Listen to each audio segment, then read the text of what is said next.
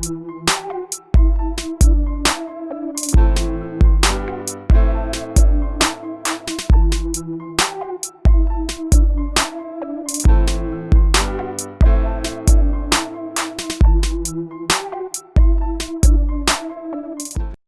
Media TV nagamba gwe ekyo kyokolokola kyamaanyi gwe ya subscribinga nonyiga nakadi ntumira maze okola stories olunaku olwaleero omukyala amanyiddwa nga Catherine Kusasira. Omukyala ono ffenna tumulabye ebintu ebyenjawulo era emabegako awo alina ekintu ekyamaanyi kye yakoze.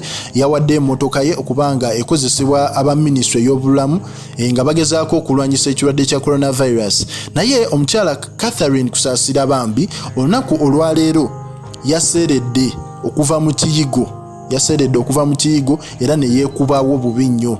Ffenna tukimanyi nti abantu nga bano bakusasira waliwo abantu nga balina ku ssente, so ebiyigo byabwe tebibeeramu seminti, mubeeramu tiles.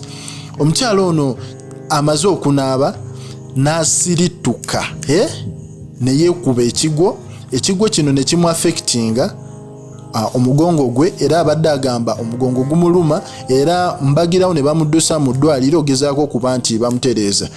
Era wetwogereddeko naye oba wa postinze ka video ke akamu olw'ensonga za copyright tetukyakozesa video zitali zaffe, wa postinzeko ka video ke akamu alaze nti omugongo gumuli bubi, tasobola natuula naye nga at least agezaako okuba nga yeekakaba nga n'abasawo we bagezaako okuba nga bamujjanjaba.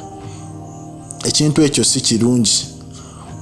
Ebintu by'ekiyiga ebyo gwako akantu kaba katono weekati naye muganda wange kayinza okufuukira ekizibu obulamu bwo bwonna.